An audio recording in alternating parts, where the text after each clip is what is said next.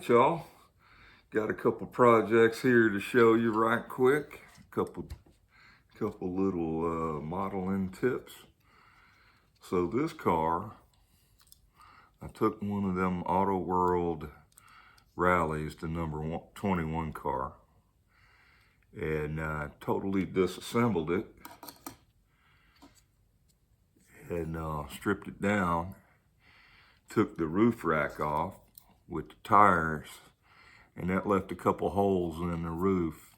You could kind of see them there. I'm starting to fill them in with some Tamiya putty.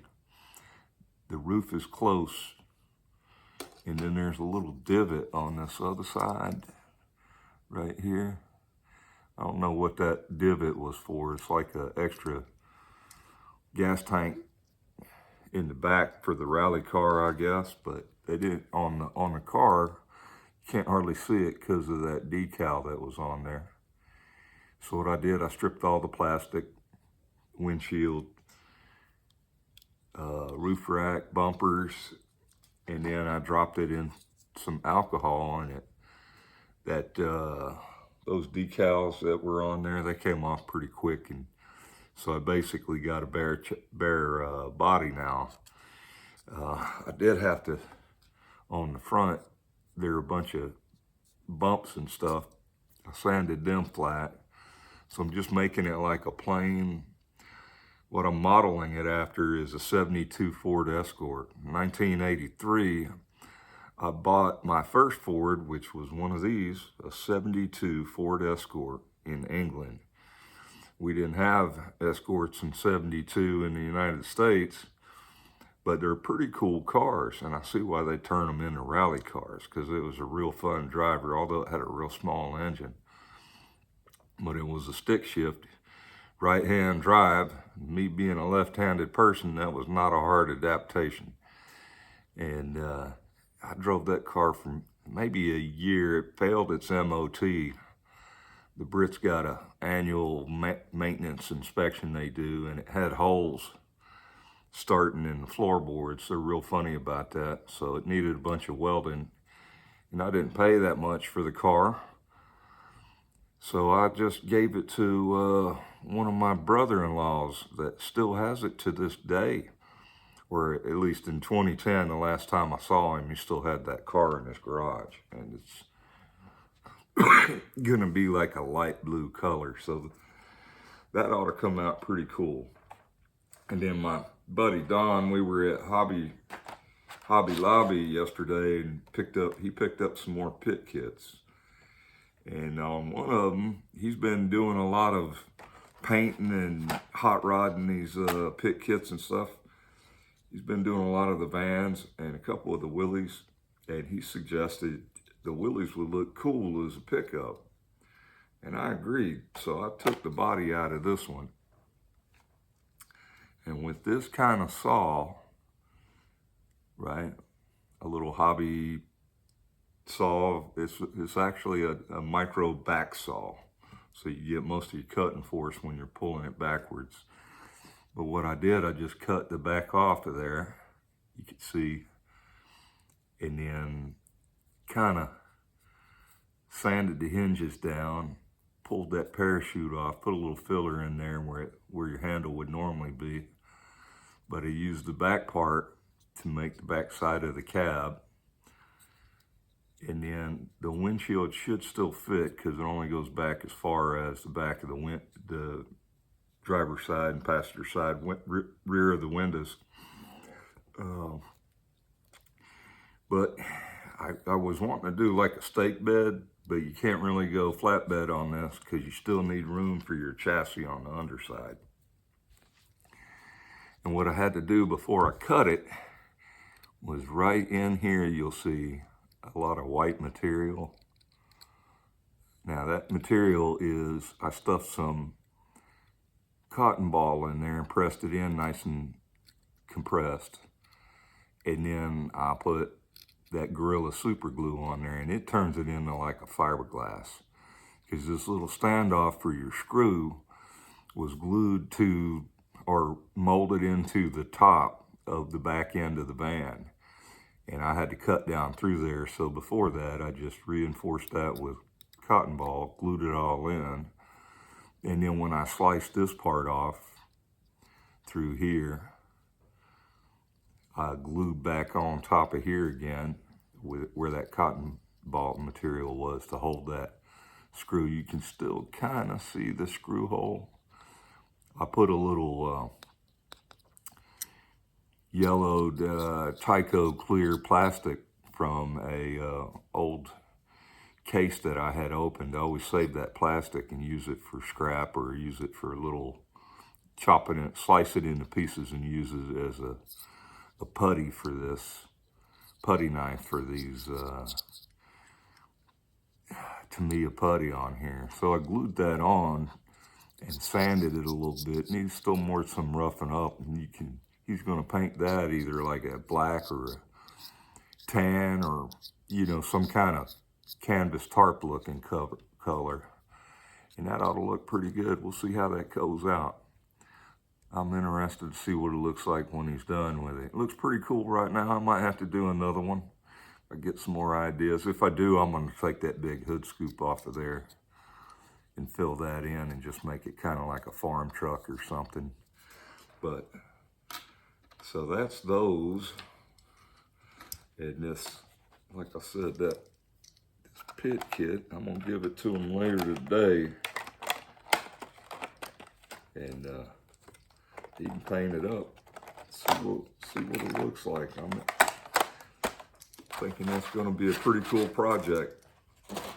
And then on my other projects, I've been building a display case out of old, I call it gun cabinet, vertical gun cabinet that has a lot of glass, and I'll cut a bunch of shelves to put in there. And on the bottom side of the shelves, I want some LED strip lighting.